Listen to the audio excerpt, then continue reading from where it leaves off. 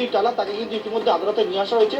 আমার সঙ্গে রয়েছে আমার সহকর্মী আবির দত্ত। আবির, আজকে যখন অভিজিৎ মণ্ডলকে একেবারে সিজিও থেকে বের করা হচ্ছে, তুমি ছিলে সেখানে বিক্ষোভের মধ্যে পড়তে হয়। এর আগেও দেখেছি সন্দীপ ঘোষ যখন কোর্টে প্রোডাকশন করেছিল বিক্ষোভ হয়েছিল, আজকে ওসিকে ঘিরে বিক্ষোভ হয়, এবং সার্বিক চিত্রটা কি?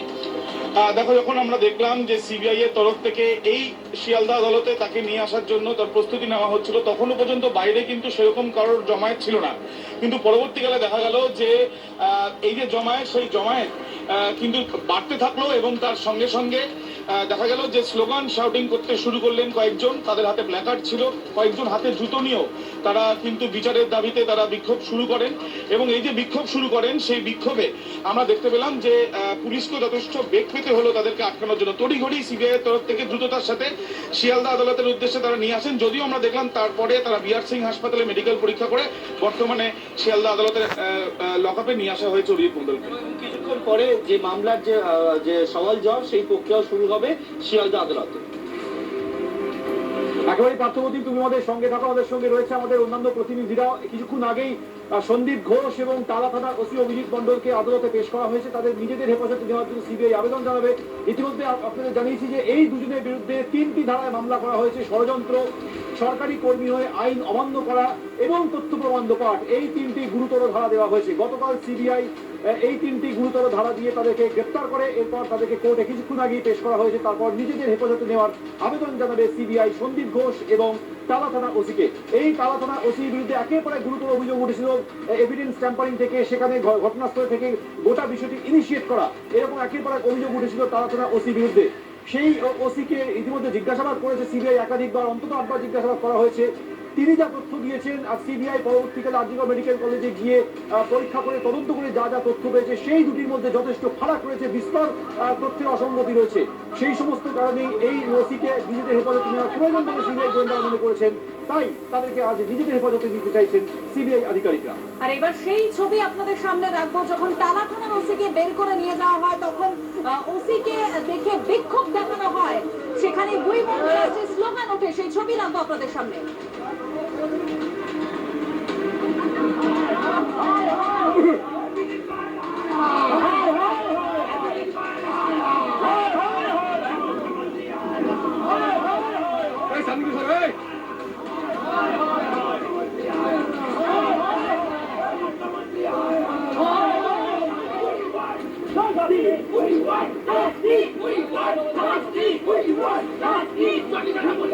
যে ছবি আপনারা দেখছেন শুধুমাত্র টালা থানা ওসিকে কেন্দ্র করে বিক্ষোভ নয়, তাকে একদল জনতা জুতো পর্যন্ত দেখায়। একটা উত্তেজনার পরিস্থিতি তৈরি হয় এবং তাদের মধ্যে থেকে এরপর তার সিবিআই আধিকারিকরা তাকে সরাসরি নিয়ে চলে আসেন বিআর সিং হাসপাতালে। সেখানে মেডিকেল টেস্টের পর কিছুক্ষণ আগে শিয়ালদা কোর্টে তোলা হয়েছে টালা থানা ওসিকে। একই সঙ্গে সন্দীপ ঘোষকেও প্রেসিডেন্সি জেল থেকে এনে কিছুক্ষণ আগে শিয়ালদা কোর্টে পেশ করা হয়েছে। আমাদের সঙ্গে এই মুহূর্তে রয়েছে আমাদের আরো এক প্রতিনিধি প্রকাশ সিনা। প্রকাশ, আমরা দেখতে পাচ্ছি যে প্রচুর পুলিশ এবং বাহিনী মোতায়েন করা হয়েছে।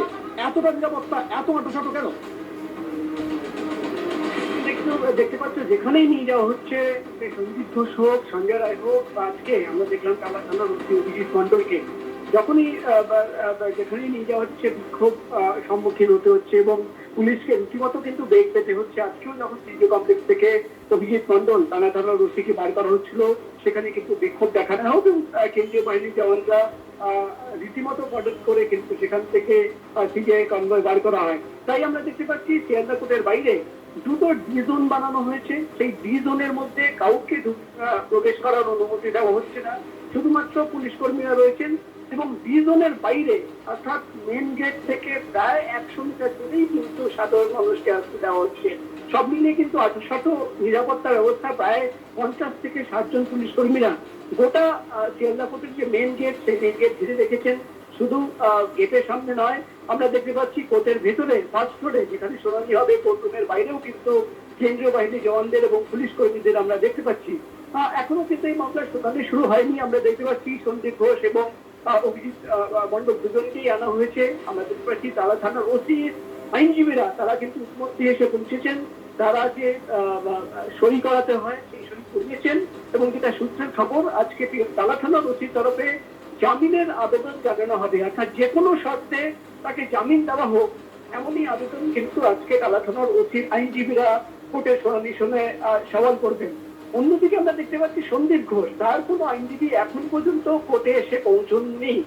তারা যখন এসে পৌঁছবেন তখন আমরা জানতে পারবো। কিন্তু যেটা আমরা সিবিআই সূত্রের খবর যে আজকে দুজনকেই রিমান্ডে নেওয়ার আবেদন তারা জানাচ্ছেন। এই মুহূর্তে আমরা দেখতে পাচ্ছি দুজনকেই কোর্টের ভেতরে যে পুলিশের লকআপ, কোর্টের লকআপ